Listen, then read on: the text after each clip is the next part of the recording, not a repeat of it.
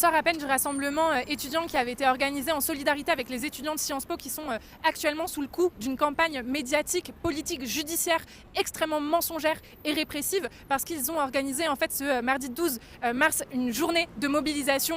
contre le génocide à Gaza avec une minute de silence en solidarité avec tous les morts de ce massacre actuellement en cours à Gaza en Palestine, qu'ils ont organisé dans un amphithéâtre renommé l'amphithéâtre Gaza un débat sur la question palestinienne et à partir en fait de cette journée de mobilisation, ils ont été réprimés jusqu'au sommet de l'État par Attal et Macron qui les ont traités d'antisémites, qui ont organisé des poursuites judiciaires. Il y a aussi des conseils de discipline qui seraient éventuellement en cours à Sciences Po et donc ce rassemblement il avait vocation à dire qu'après 5 mois de massacre, après des dizaines de milliers de morts d'enfants, de femmes palestiniennes, avec la famine, avec le siège à Rafah, avec 1,4 million de déplacés dans la bande de Gaza, on a le droit de dénoncer le génocide, on ne se taira pas, et y compris dans les universités françaises. Et en réalité, c'est un rassemblement de solidarité avec les étudiants de Sciences Po qui sont réprimés et calomniés par le sommet de l'État qui était hyper important de tenir parce que derrière cette polémique montée en épingle de A à Z par Macron, Attal et Retailleau, c'est tout le mouvement étudiant qui est attaqué. En fait, ils ne supportent pas que la jeunesse en France, elle pointe la complicité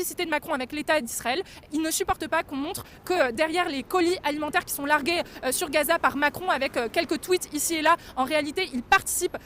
au bombardement de Gaza par l'État d'Israël puisque la France est le premier exportateur d'armes à Israël dans l'Union européenne. C'est aussi le deuxième exportateur d'armes mondial. En réalité, leur valeur, c'est la guerre, c'est l'autoritarisme. C'est pour ça que Attal il s'est déplacé en personne à Sciences Po hier pour donner les directives, pour dire qu'il fallait réprimer les étudiants. Et c'est pour ça qu'ils sont en train de faire une campagne contre le wokisme, contre le séparatisme. En réalité, ce qu'ils appellent wokisme, c'est la jeunesse qui refuse de regarder en live un génocide en cours devant les écrans. C'est une jeunesse qui refuse de voir la planète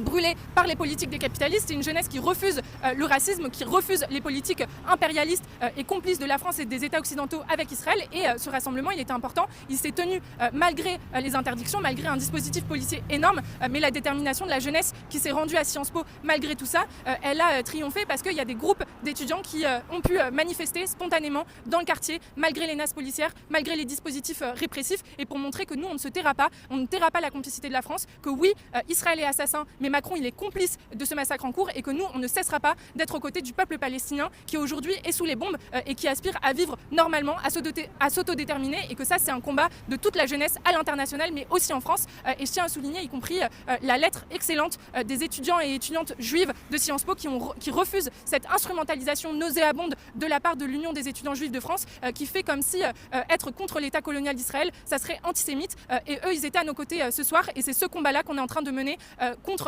l'État colonial, contre sa politique d'apartheid et contre le génocide.